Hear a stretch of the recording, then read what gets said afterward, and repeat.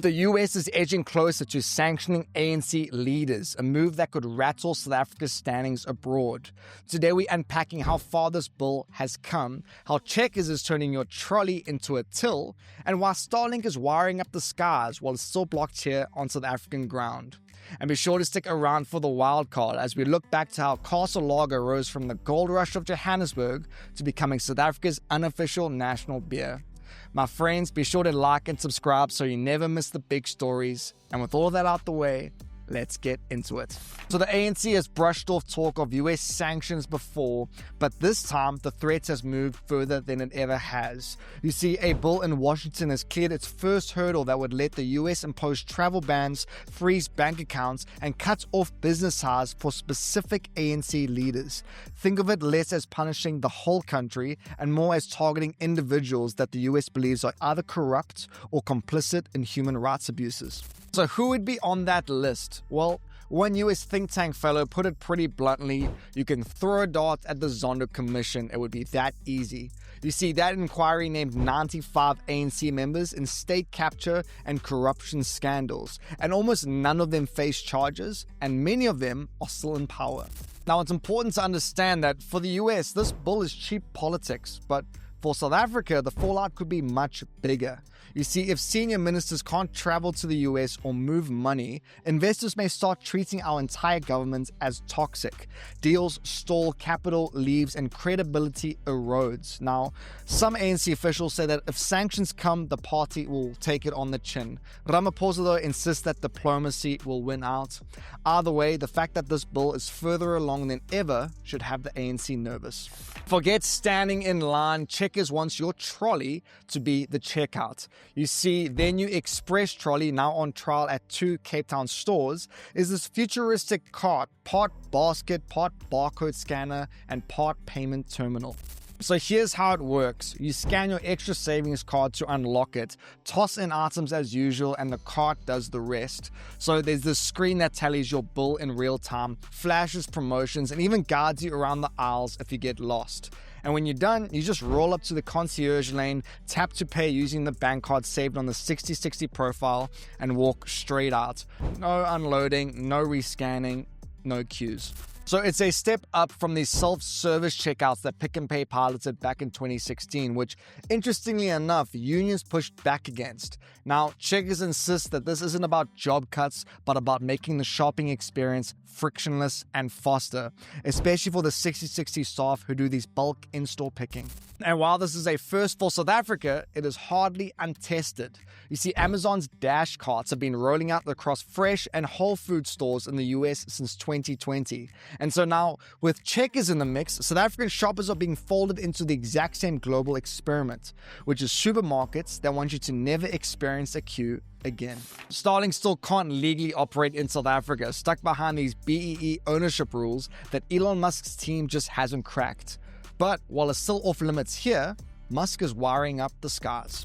So how's this? In just 3 years, the satellite network has signed up airlines from Air France and Qatar Airways to United and Virgin Atlantic. Alaska Airlines joins next year, and Emirates is also said to be circling. Now, the promise here is not that clunky airplane Wi-Fi we've known where sending an email felt like a miracle, but rather streaming quality internet at 30,000 feet. You see, Starlink's low-orbit satellites means that you can actually binge Netflix, take FaceTime calls, or run a Zoom meeting without your signal collapsing mid-flight. So for South Africans, the irony is hard to miss. Starlink is currently blocked on the ground by red tape, but you might end up using it for the first time 30,000 feet above Joburg, before you ever see it in Joburg. And before we cruise on to our Bagel Bite of the week, here's a couple other headlines worth knowing. So earlier on in the week, we discussed the origin story of Rooibos tea. So how's this news? Rooibos exports to Japan have nearly tripled in the past decade, making it the biggest market outside South Africa. Japanese consumers love it as a caffeine-free evening tea, boosting South Africa's uniquely local product into global tea culture. Spur has delivered yet another year of growth, with profit up 17.5% and more than 700 outlets across 14 countries. Stronger sales, refreshed store designs, and expansions abroad are keeping the steakhouse group competitive. And Chinese car brands JQ and Amoda hit a new sales record in June, moving over 1,000 vehicles in South Africa. The Motor C5 led the charge with 478 sales, while JQ's new hybrids debuted locally. And on to the much anticipated Bagel Bite of the day. This is the last one for the week, so let's end it in the win column. So the question is, approximately what percentage of the Earth's atmosphere is oxygen? Is it A, 21%, B, 72%, or C, 78%? We'll give you the answer at the end of the show. And on to our wildcard section. Look, when it comes to beer, I'm more of a Zamalek guy, but if South Africa had a national beer, it's Castle Lager, and its roots run straight through to the gold rush of Johannesburg. You see, when prospectors flooded the Rand in 1886, they wanted more than just fortune. They wanted beer. Enter Charles Glass, who started brewing up for miners and quickly found himself unable to keep up with the demand. By 1895, Castle Brewery was born.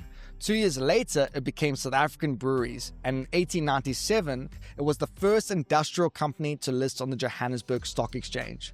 From there, SAB grew by acquiring its rivals and consolidating its dominance. By the 20th century, it was firmly established as South Africa's national lager, and today, it is brewed in 9 countries and sold in more than 40 worldwide, a scale that Charles Glass could hardly have imagined. And it all started there with one man who saw that miners needed more than just picks and shovels. They needed a cold one at the end of each day. And as for that Bagel Bite, the answer is 21%. Oxygen makes up just over a fifth of the air we breathe, while nitrogen dominates at around 78%. Argon and other trace gases fill the sliver that's left. But what's more interesting is that scientists call this oxygen level the Goldilocks zone. Raise it a few points and wildfires would rage out of control. Drop it a few and human bodies would actually struggle to function. 21% is exactly what's needed for complex life to thrive. And my friends, that's it for today's show, and that's it for the work week. I hope you guys have a fantastic Friday, a banging weekend, and I'll catch you all same time on Sunday evening. Cheers.